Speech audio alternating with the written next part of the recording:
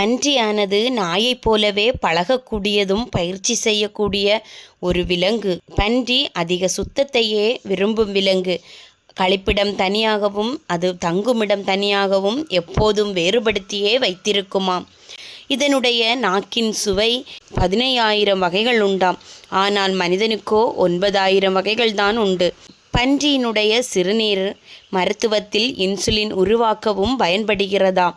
இந்த பன்றிகளுக்கு வியர்வை வராததால் அது சுறுசுறுப்பு மிகவும் குறைவாகவும் அதனுடைய சாப்பாட்டின் அளவுகளும் மிக குறைவாகவே போதுமா. மனிதர்களின் உள்ளுறுப்பும் பன்றியின் உள்ளுறுப்பும் ஏகதேசம் சேமாக இருப்பதனால பன்றியின் இதயத்தின் பகுதிகளை எடுத்து மனிதனுக்கு சிகிச்சை அளிக்கப்படுகிறதாம்.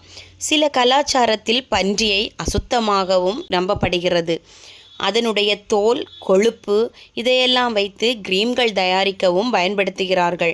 இந்த பன்றியினுடைய பார்வை தெளிவு இல்லை, ஆனால் அதன் வாசனை உணர்வோ மிகவும் அதிகமாக இருக்குமாம். பன்றியின் அறிவுத்திறன் 2 அல்லது 3 வயது குழந்தையின் அளவுதான் இருக்குமாம். வெவ்வேறு வகையான ஒலிகளை உபயோகித்துதான் அது தொடர்பு கொள்ளுமாம்.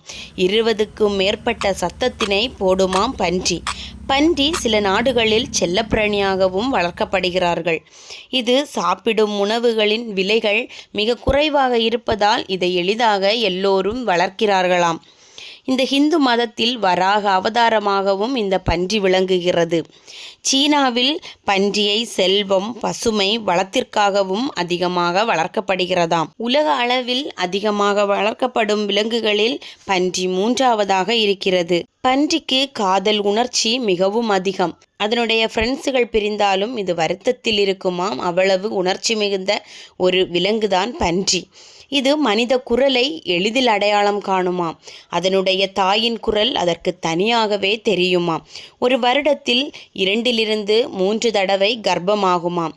6லிருந்து 12 குட்டி வரை ஒரு முறையில் இடுமாம். 5லிருந்து 30 நிமிடம் வரைக்கும் இது இனப்பெருக்கத்தில் ஈடுபடுமாம்.